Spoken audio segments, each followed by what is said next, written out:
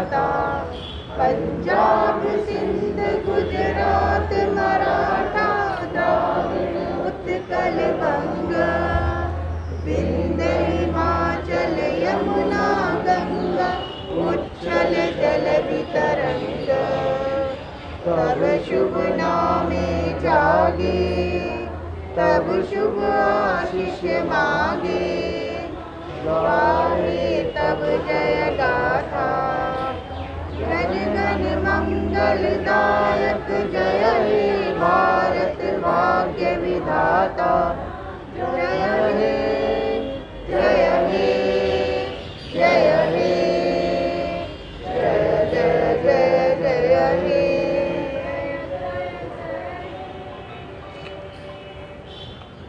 भारत माता की जय, भारत माता की जय। वंदे मातरम, वंदे मातरम।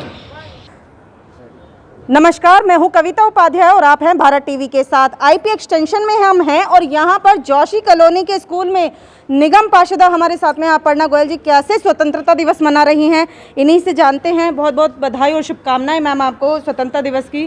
कैसे इंडिपेंडेंस डे मनाने जा रही हैं यहाँ पर स्कूलों में? धन्यवाद कविता जी। सबसे पहले तो मैं आपके चैनल के माध्यम से सभी दर्शकों को और देशवासियों को जो भी ये चैनल देख रहे हैं भारत टीवी, उनको 75वें स्वतंत्रता दिवस की बहुत बहुत शुभकामनाएं देना चाहती हूँ। और स्वतंत्रता दिवस सिर्फ एक दिन मनाने का कोई औचित्य नहीं होता। स्वतंत्रता दिवस दिल से अपने आप को देश के साथ जोड़कर देश की अखंडता, सुरक्षा और निष्ठा के प्रति अपने आप को खड़े रहकर मनाना चाहिए। और यही मेरे अभी तीसरा मेरा स्कूल है जहाँ पर हम ये मना रहे हैं।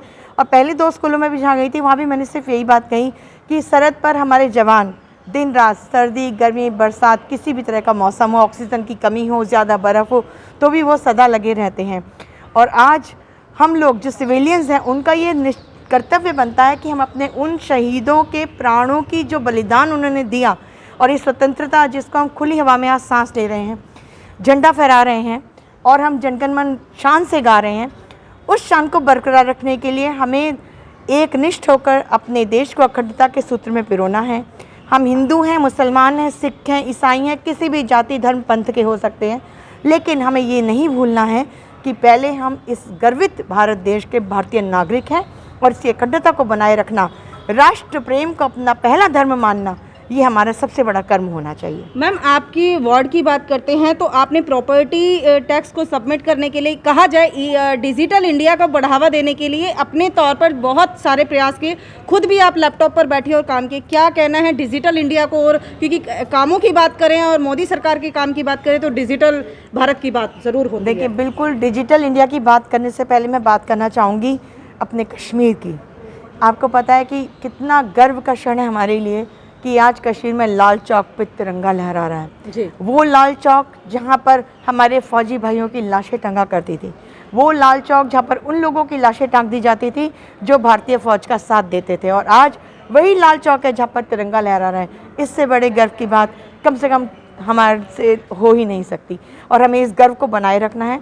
साथ ही मोदी जी की बहुत सारी योजनाएं जिसमें डिजिटल इंडिया एक है, उसके लिए हमने लोगों को अवेयर करने के लिए, लोगों को उस धारा के साथ जोड़ने के लिए अपने कार्यालय में भी और जगह जगह हमने ऐसे कैंप्स अवेयरनेस लगा रखे हैं जिससे कि लोगों को पता लगे कि किस प्रकार आप डिजिटली अपना house tax, property tax generate करके उसको आप सबमिट करा सकते हैं। मैम, आपने बात की कि सरकारें आई और गई, लेकिन जो काम जम्मू कश्मीर की धरती पर आज हो रहा है वो नहीं हो पाया।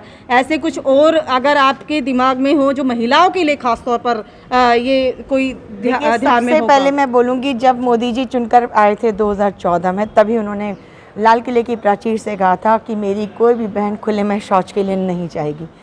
और आज आप देख लीजिए कितने करोड़ शौचालय बना दिए गए। दूसरा, उज्ज्वला योजना के तहत कितने बहनों को हमने धुएं से मुक्त किया और आज उज्ज्वला पॉइंट 2 आया है जी, जिसके अपने पायदान हैं, उनके अपने सोपान है कि किस आधार पर उनको दिया जाएगा, पात्रता है। तो प्रत्येक वो कार्य जो महिलाओं को सशक्त करने के लिए है, अपने देश को मजबूत करने के लिए है, वो मोदी सरकार ने, इस केंद्र सरकार ने किया, जिसे जनता ने ये बल दिया। जनता की चुनी हुई सरकार है जो उनके हित के लिए कार्य करे। और बहुत ही गर्व का क्षण ये भी है कि यूएन में पहली बार भारत अध्यक्षता कर रहा है। वो लोग कहाँ से आया, वो बल, वो ताकत, वो नेतृत्व की क्षमता भी हमें हमारे लोकतंत्र ने दी है।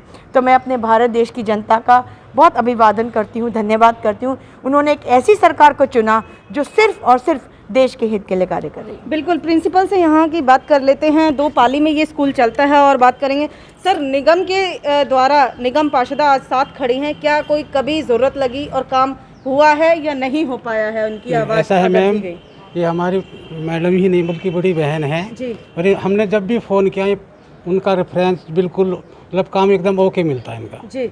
जैसे हम बोलते हैं हाँ मैम ये काम करना है, हाँ जी भाई, बिल्कुल उसी टाइम काम हो जाता है जी। इनसे बात कर लेते हैं। मैम, निगम के स्कूलों में खास तौर पर निगम पार्षद का बहुत रोल होता है, क्योंकि मोस्टली उनका सबसे पहले वही दिखाई देते हैं जिनको हम आवाज़ लगा पाते हैं। क्या कभी ऐसा क्षण आया है कि आपने आवाज़ लगाई और काम नहीं हो पाया? नहीं मैम, ये बिल्कुल नहीं है। हमारे जब भी हमने इनको फ़ोन किया है, जब भी हमें कोई प्रॉब्लम आई है स्कूल के अंदर, हमने तो मैडम तुरंत हमारे लिए उपलब्ध रही हैं। इनका हम इसलिए बहुत बहुत धन्यवाद भी देते हैं और जब भी हमें बुलाया समय पे हमारे स्कूल में आई हैं। हॉर्टिकल्चर की बात हो या और कोई काम हो, कोई काम रुका तो नहीं नहीं, है? हमारा अभी तक कोई काम नहीं रुका। इन्होंने हमारा तुरंत रिस्पॉन्स दिया हमारे हर काम के लिए। लगता है इसे निगम पार्षदों की ज़रूरत है टीचर? हाँ नहीं, बिल्कुल नहीं, निगम पार्षदों की बहुत ज़रूरत है। हम हमारे ऊपर यही है, तो हमें जब भी कोई परेशानी या समस्या आती है, हम इनको जब भी रात में भी कॉल करें तो हमें तुरंत रिस्पांस देकर आ आती हैं विद्यालय में, उसका समाधान भी निकालती हैं। बिल्कुल। चलते चलते मैम आपसे एक बात ज़रूर कहेंगे कि वृक्षों को लेकर के आप बहुत जागरूक हैं। आप तमाम EDMC की एक पहल भी है जिसमें आपने सबसे पहले आप ही के वार्ड से शुरुआत हुई।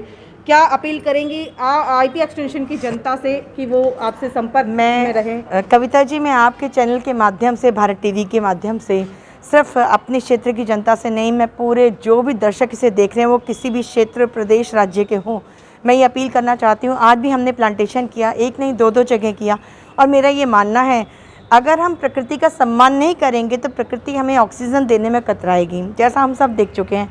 तो मैं ये चाहती हूँ, मेरी ये विनम्र प्रार्थना है हाथ जोड़कर आप लोगों से, देश को मजबूत बनाने के साथ ही साथ एक काम और करना है, प्रकृति में संतुलन लाना है। वो संतुलन कब आएगा? जब हम पेड़ लगाएंगे और 2 साल तक उसकी देखभाल करेंगे ताकि वो इतना पुष्पित पल्लवित हो जाए, अपने पैरों पे खड़ा हो जाए। जब बच्चे को हम पालते हैं 5 साल तक, बच्चे को हम बहुत अच्छे से पालते हैं, एकदम ध्यान रखते हैं भाई कुछ है या नहीं। 5 साल का बच्चा कैसे इतना बता पाता है मम्मी मुझे ये प्रॉब्लम है, ये समस्या है, तो हम दूर करते हैं। इसी तरह पेड़ है हमारे, वो तो 2 ही साल मांग रहे हैं, उन 2 साल हम उनकी सेवा कर दें और आगे 100 साल वो आपकी सेवा करेंगे। इन्हीं के साथ मैं आपका अभिवादन करती हूँ। जय हिंद, जय भारत।